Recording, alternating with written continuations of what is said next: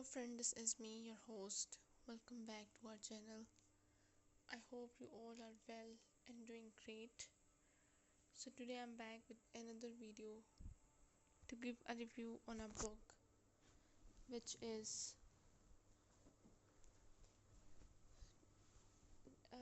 which are three books and three of them about crime, thrilling, mystical stories. Three of them are very amazing mystical stories, but you have to choose one and tell me in the comment section that which one do you like the most. So first book on which I'm going to give a review is the Network of Evil. Introduction. Books that grapple with the complexities of corruption, technology, and organized crime are rarely easy reads, but they are profoundly necessary. Network of Evil begins to explore this category.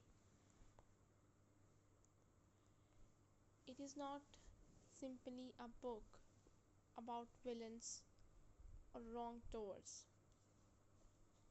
Rather, it is a meticulously crafted exploration of the systems that allow evil to exist, grow, and thrive in our modern world.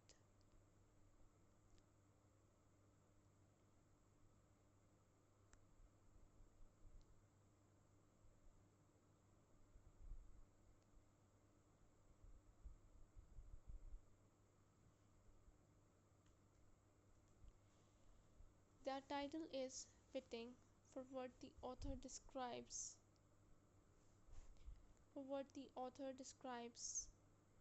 Is not random or isolated crime, but a web of interlinked forces that sustain one another in ways that are often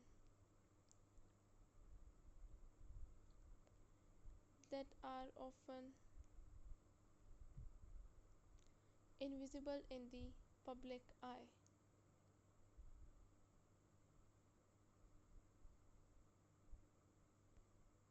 In an age where technological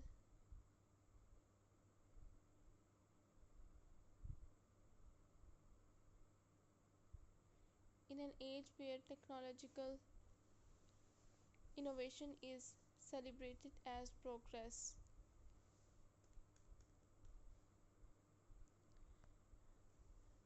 Network of Evil dares to ask uncomfortable questions.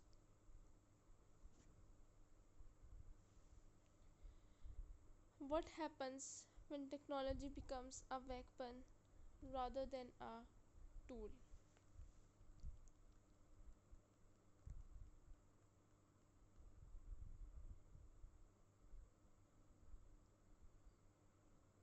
What happens when crime is not the product of isolated individuals but a collective system protected by power, money, and influence?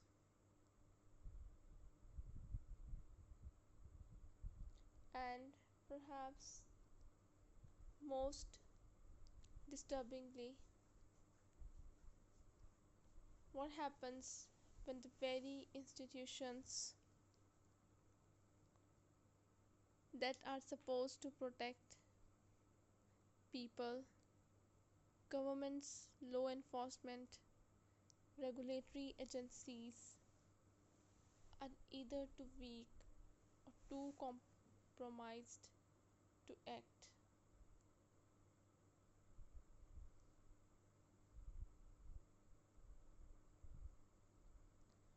The book is both investigative and philosophical.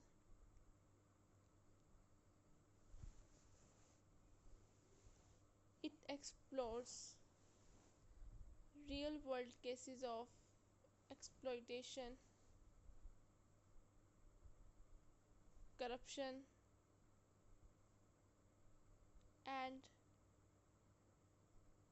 organized crime while also interrogating the deeper social and ethical questions that arise from these realities.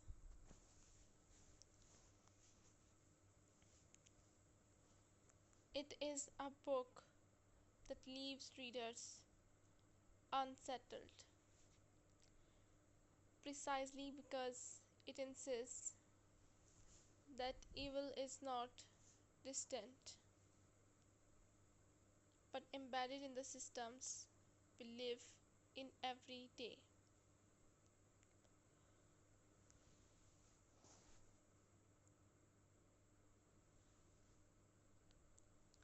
This review will examine Network of Evil in detail,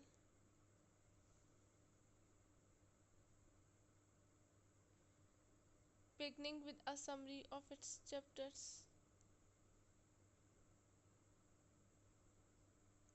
followed by an analysis of its key themes.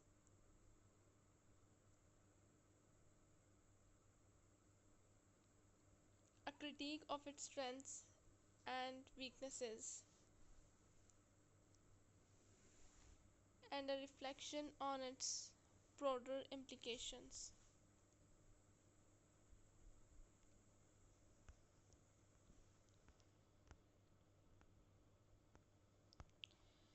Detailed summary of the book. Chapter 1 is about the web of darkness.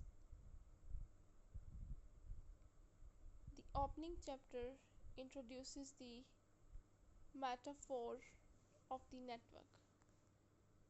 Just as the internet consists of nodes and connections, so too does crime and corruption.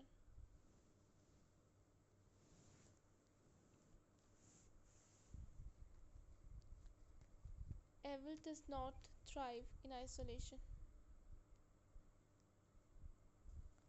It is part of a broader web where each player, each system, and each mechanism reinforces the others.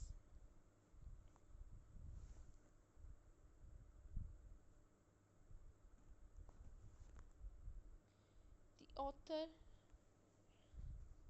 sets the stage by explaining how technology, once seen as a tool of liberation, has become a platform for exploitation.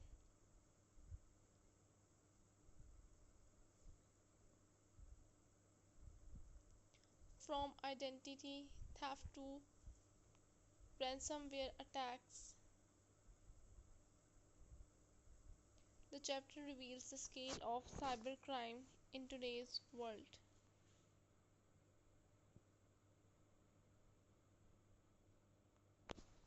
Chapter 2 is about technology and exploitation.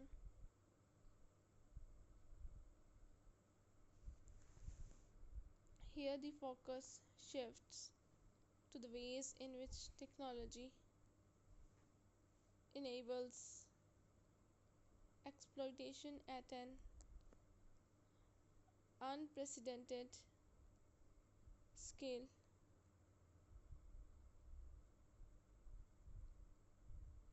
The anonymity of the digital work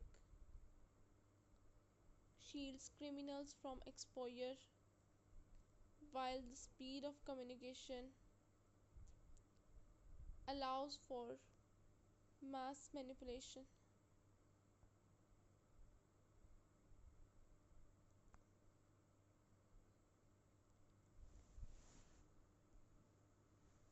The author gives examples of human trafficking rings,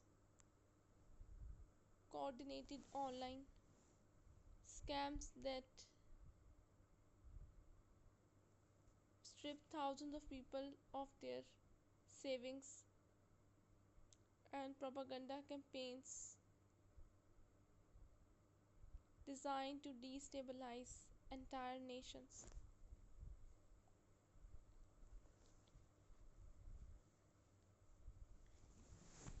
Technology, the author argues,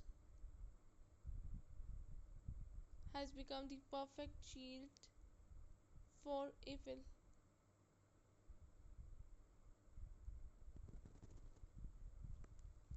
Chapter 3 is about the political syndicate. Crime cannot flourish without protection, and in this chapter, the author turns to politics, corruption in government, collusion between politicians and corporations,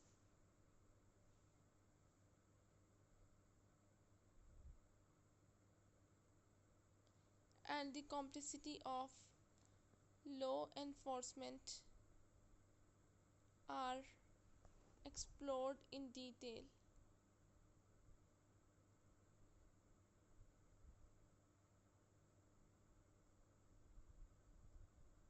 The chapter illustrates how networks of evil embed themselves in power structures,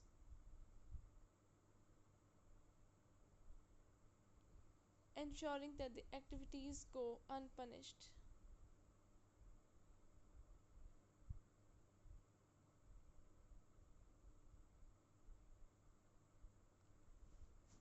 Real world parallels ranging from scandals involving campaign financing to the infiltration of criminal money into legitimate businesses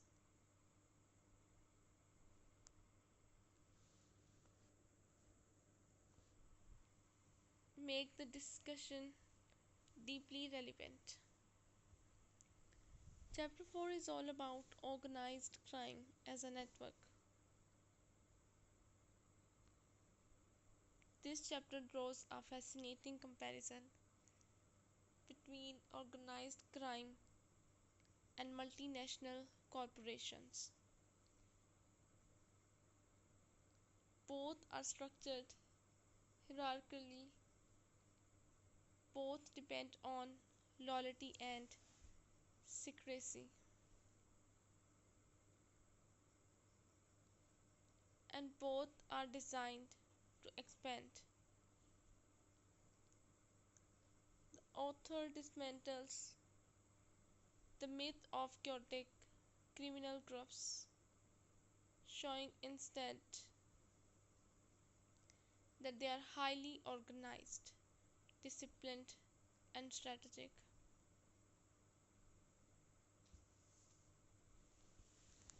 Chapter 5 is about exploitation at scale.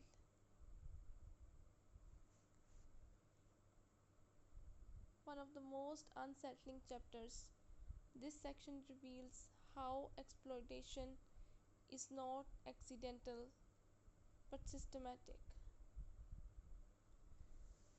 Whether it is cheap labor, forced migration, or digital exploitation,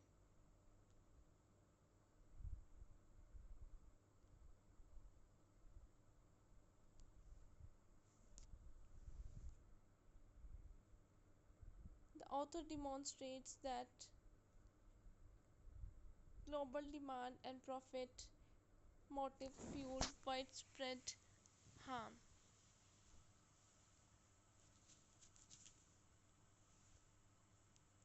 The networks are not limited to criminals in the traditional sense.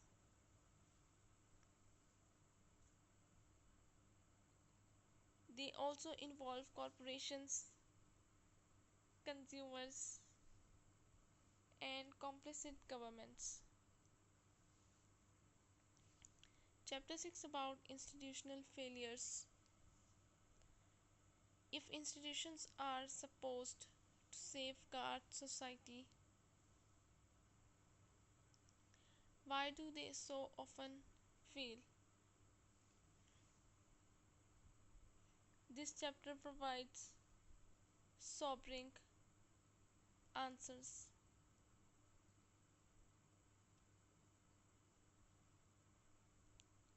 Oversight agencies are underfunded, laws are outdated, and in many cases, the institutions themselves are corrupted from within.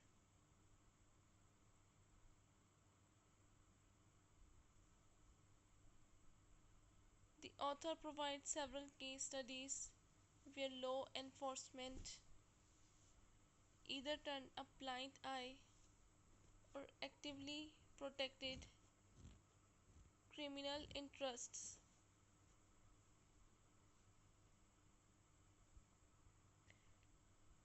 Chapter 7 is about the global perspective. Here, the book widens its lens.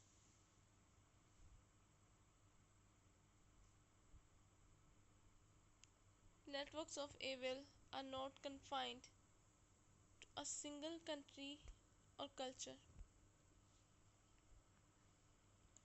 they are globalized systems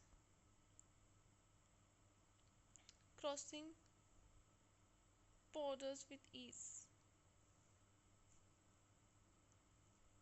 Cybercrime rings in Eastern Europe connect with trafficking syndicates in Asia, while money laundering exploits global banking loopholes.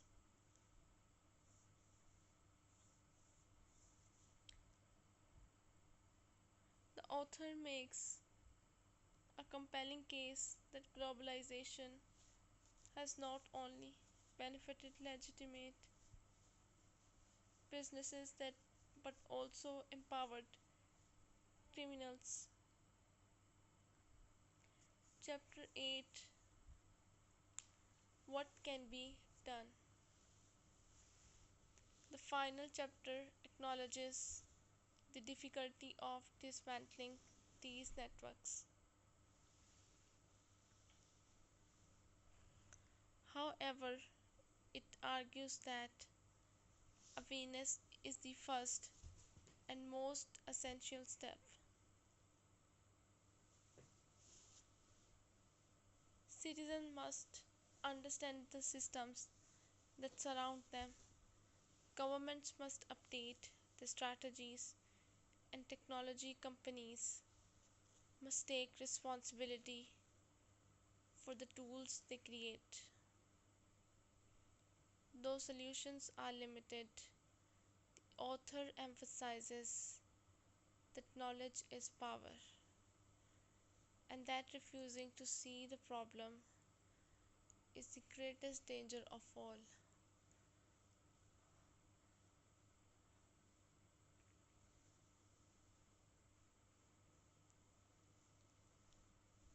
Key themes: interconnectedness of evil. The central theme is that evil is not random,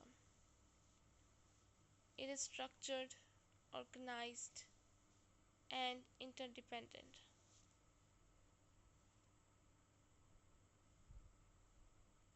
A cybercriminal in one country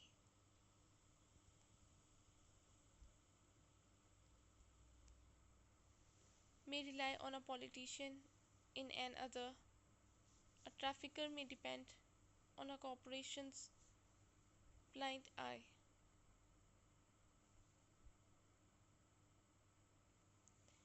Technology is a double edged sword.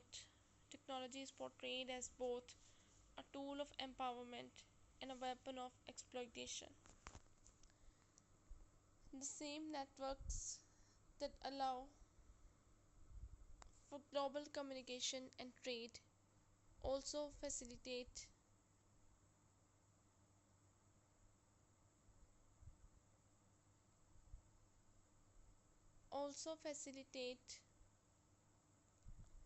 anonymity, disinformation, and exploitation.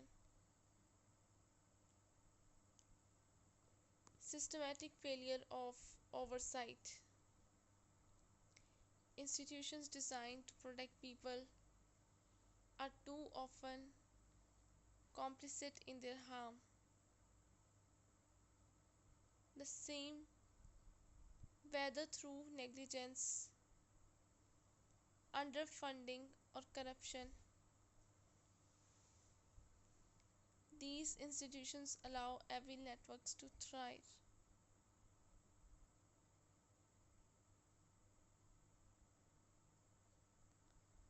The globalization of crime. Evil is no longer local, it is global.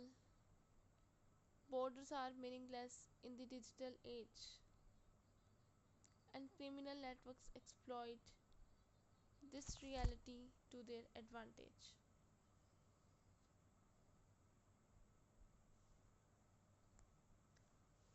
Moral responsibility of society. Finally, the book challenges readers to consider their own rules. By ignoring exploitation or consuming products made under exploitative systems, individuals become silent enablers of these networks. Strengths of the book: depth of research, the use of case studies and real world examples makes the book credible. Narrative style: clear, engaging, and accessible. The book avoids jargon while still presenting serious issues.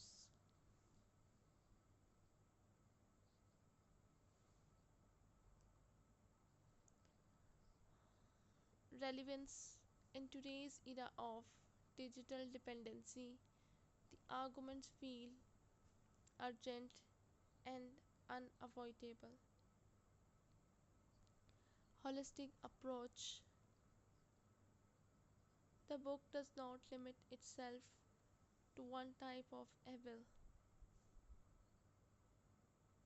It explores crime, corruption, politics, and technology as interconnected forces.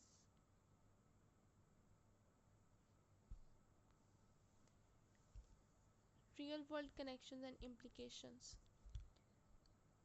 What makes Network of Evil especially powerful is its relevance to current events. When readers hear about ransomware attacks, shutting down hospitals, or political scandals tied to hidden money or workers exploited in global supply chain, they are seeing the very networks the author describes.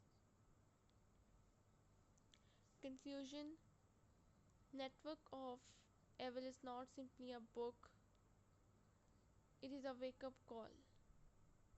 It forces readers to confront uncomfortable truths about the systems that govern our world.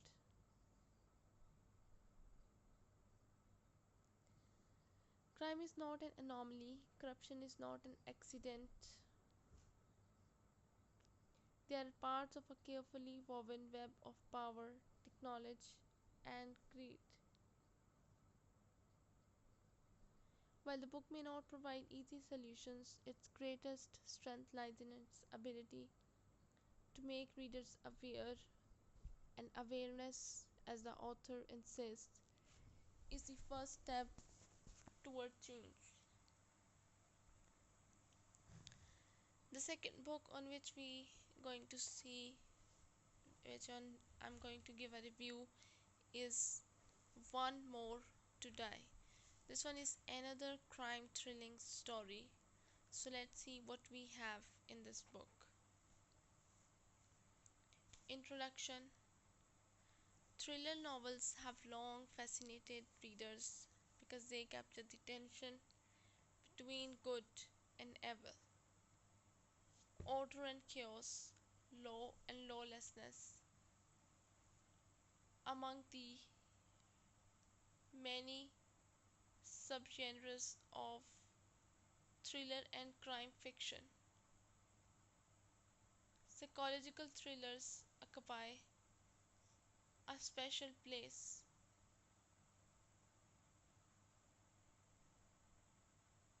Unlike detective puzzles that focus purely on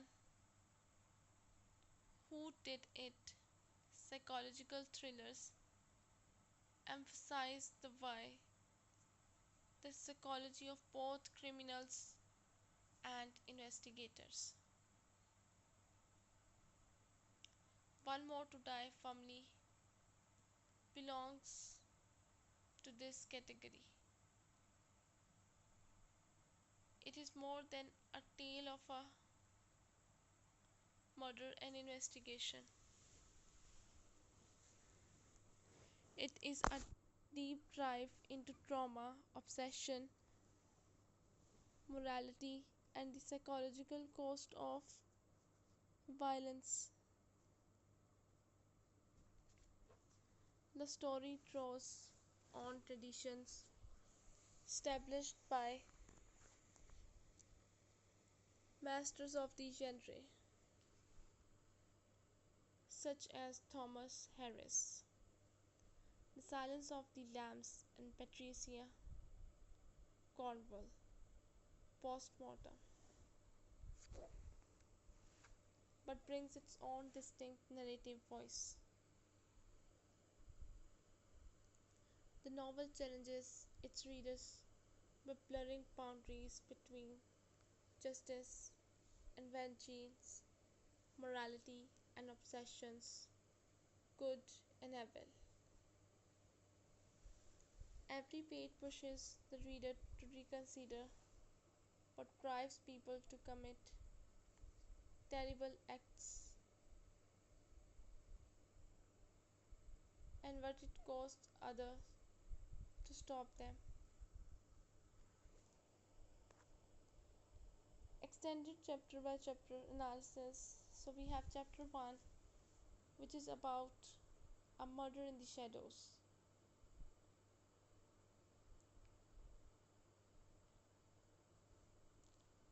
The first chapter functions as a hook, plunging readers directly into darkness.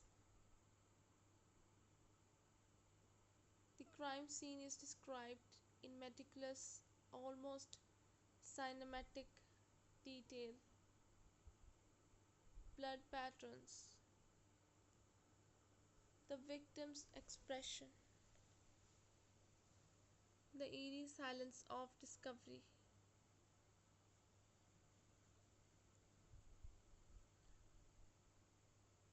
This level of description creates an atmosphere of dread.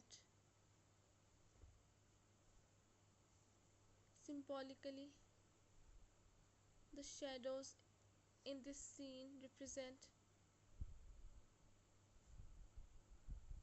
both the killer's concealment and the moral ambiguities that will follow.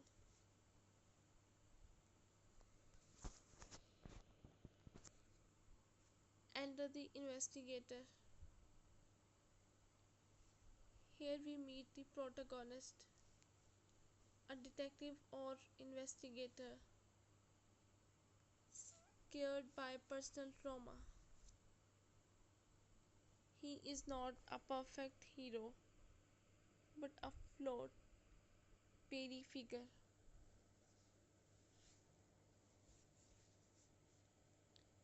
His backstory.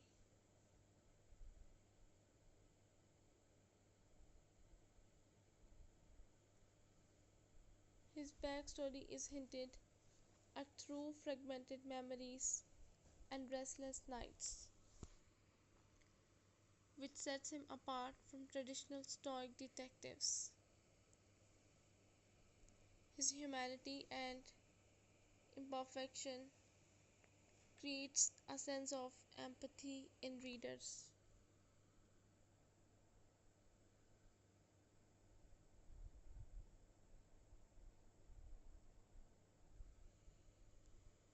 A pattern emerges. The second murder introduces the chilling serial element.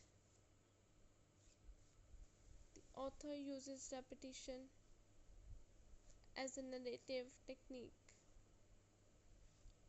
Similar crime scene details emphasize the killer's methodical value. The chapter also introduces early psychological profiling, foreshadowing the intellectual duel between investigator and killer. Chapter 4 about tracing the past. The investigation deepens. This chapter uncovers links amongst victims, suggesting that the killer is not random but guided by motive. Thematically, it explores the power of the past,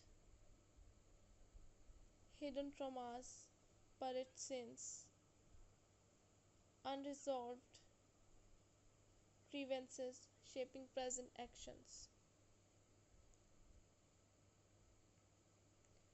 The killer's perspective. A bold narrative move occurs here.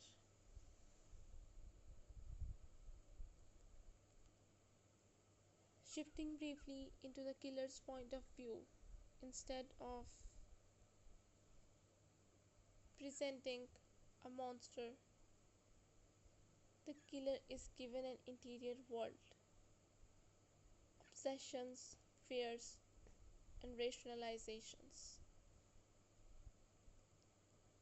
This technique is unsettling because it humanizes evil.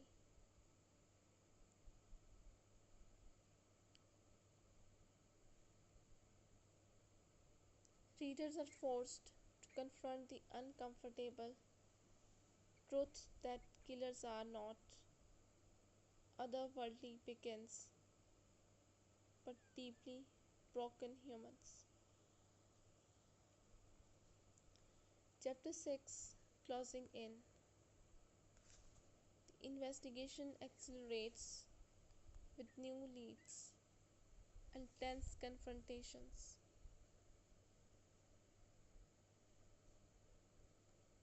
However, the protagonist's emotional state begins to unravel.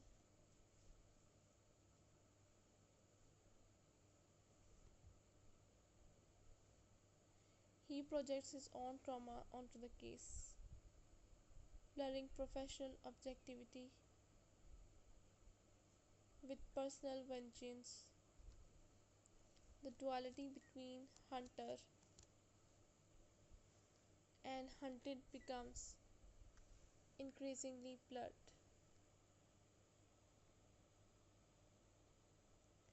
Chapter 7 The Final Confrontation. The climax is a dramatic showdown, physical, psychological, and moral. The investigator faces the killer not just with weapons but with words and memories. This scene crystallizes the theme of justice versus vengeance as the investigator must decide whether to uphold the law or give in to retribution. Chapter 8 Aftermath. The conclusion is bittersweet. The case may be solved, but the characters remain scared. The investigator realizes that Claire is elusive,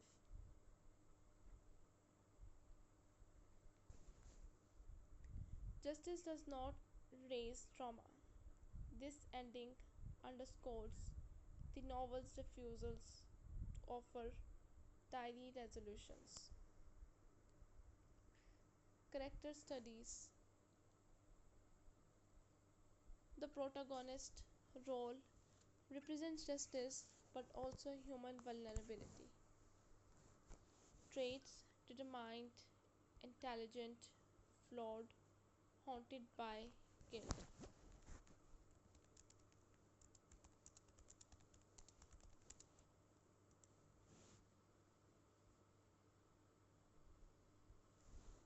Symbolism embodies the psychological cost of pursuing evil. His trauma symbolizes how even justice leaves bounds. The antagonist, the killer, role represents evil but not as an abstract force. Evil grounded in human pain and obsession.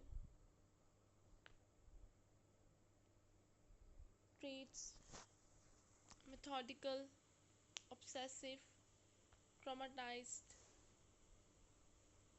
yet disturbingly rational.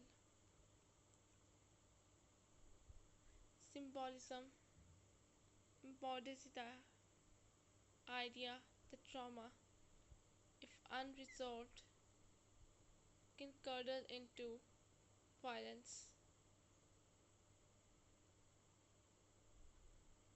He is the shadow self of the protagonist, both broken but choosing different paths. Supporting characters, victims, families, fellow officers, and witnesses provide realism. They remind readers that murder is not only a puzzle but also a tragedy that shatters lives. Themes in depth: justice versus vengeance. The novel repeatedly asks, is justice about truth and fairness or about punishment? Both the investigator and killer embody this tension in different ways.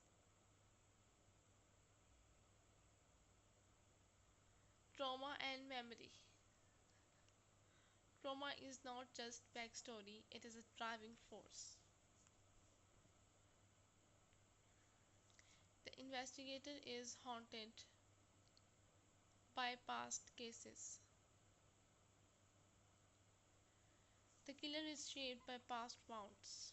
Memory functions as both evidence and curse. The fragility of morality. By humanizing the killer, the novel destabilizes black and white morality. Evil is not always alien, it is disturbingly familiar.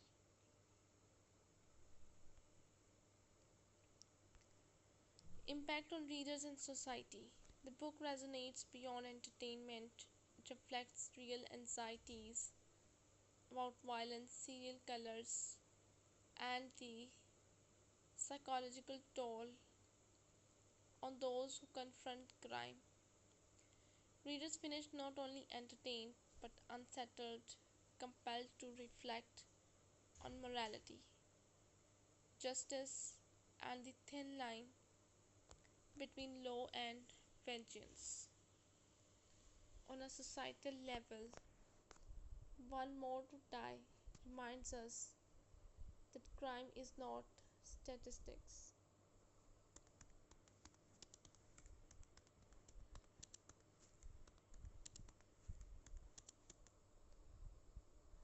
It is trauma, memory, and scars that linger long after the headlines fades.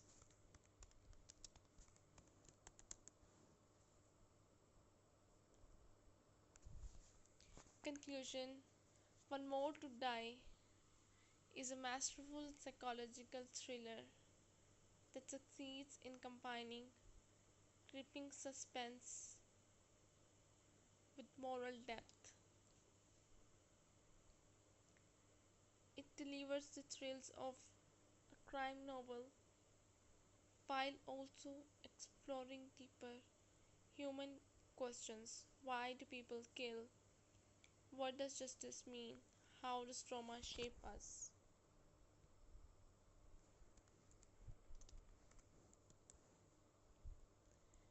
The novel's refusal to offer easy answers is its greatest strength. It lingers in the reader's mind, not as a neat puzzle solved but an unsettling meditation on violence and humanity.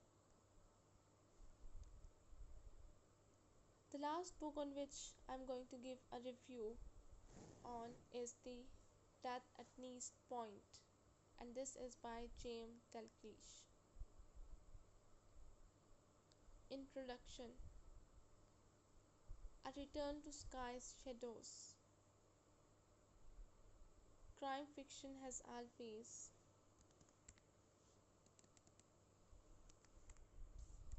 Crime fiction has always flourished in liminal spaces, small communities, isolated landscapes, places where tradition and modernity clash. J.M. Dalglish's Misty Isle Mysteries situates itself firmly in this tradition, evoking the wild beauty of the Isle of Skye by probing the darker recesses of human psychology.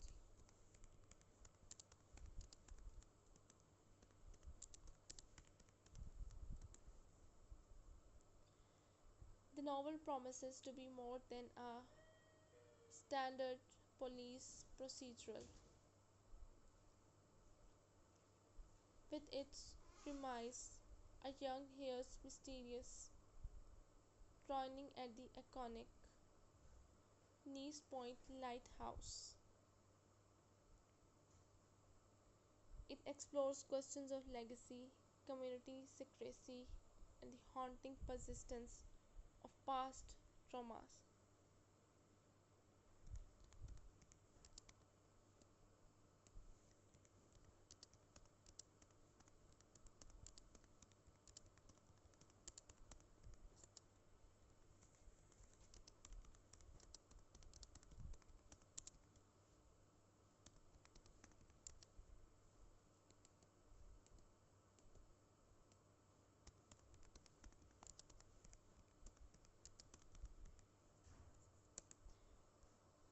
Setting the Isle of Skye as a living character. Dalglish's most consistent strength is his atmospheric rendering of place. The Isle of Skye is not merely a backdrop.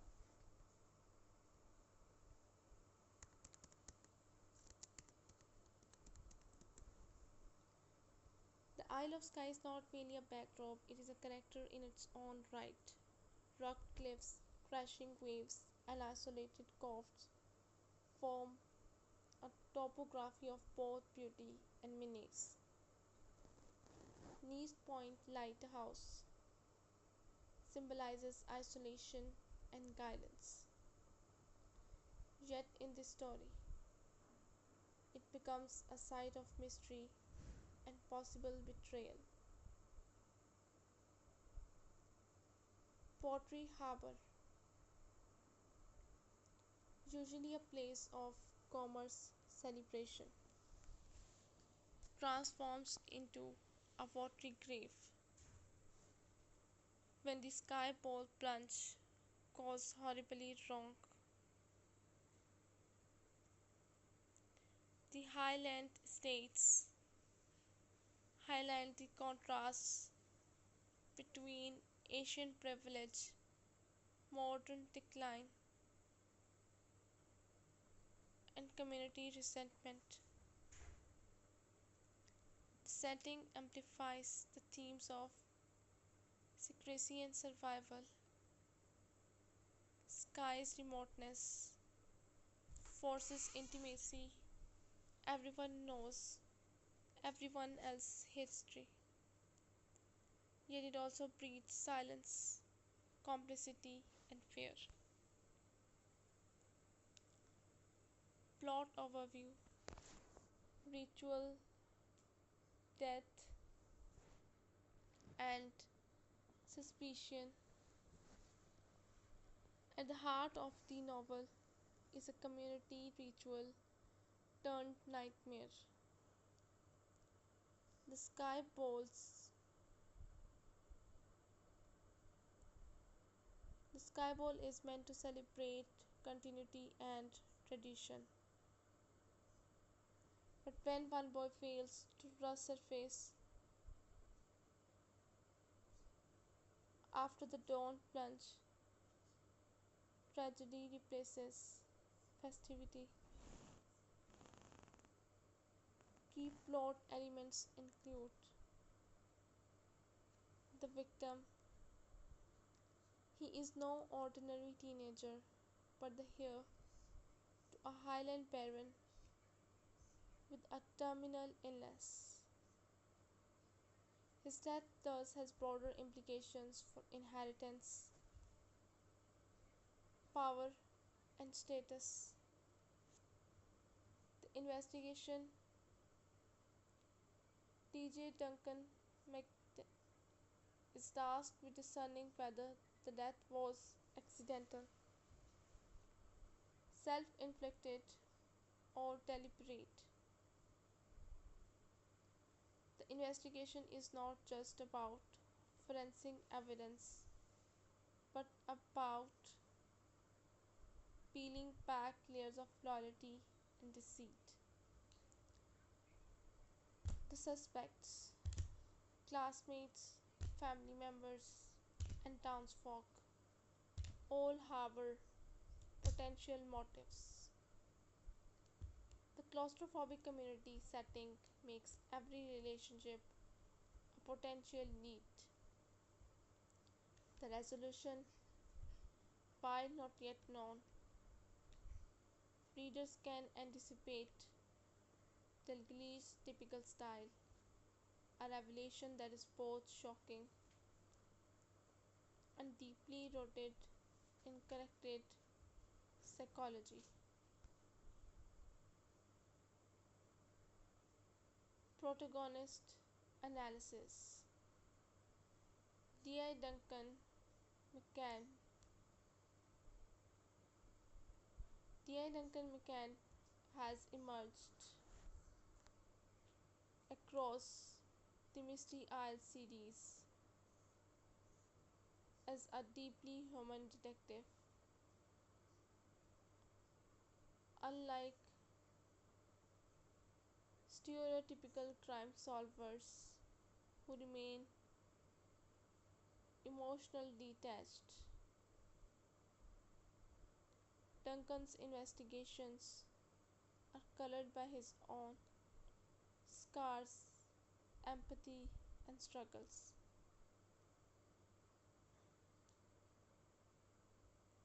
Strengths: keen intuition, persistence, and the ability to empathize with victims' families. Flaws: haunted by personal trauma, occasionally blinded by emotion, and prone to bending the rules when justice demands it. Growth arc: each book brings Duncan closer to confronting his own past, making his professional victories inseparable from his personal evolution.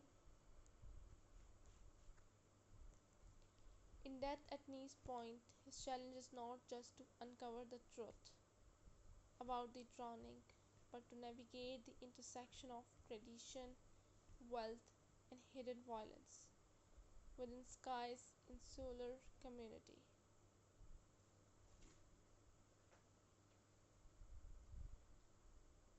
Placed in the Misty Isle series as a sixth installment, Death at Neist Point must balance series continuity with accessibility.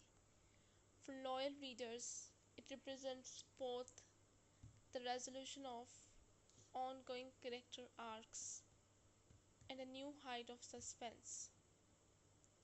For newcomers, it is an invitation into Dalglish's carefully crafted world, though reading earlier books enriches the experience. Critical reflection: crime fiction as cultural mirror. Beyond its entertainment value, Death at Neist Point demonstrates how crime fiction reflects societal tensions. By situating a murder mystery within Skye's rituals and hierarchies, Dalglish reveals how tradition, power, and secrecy can shape justice.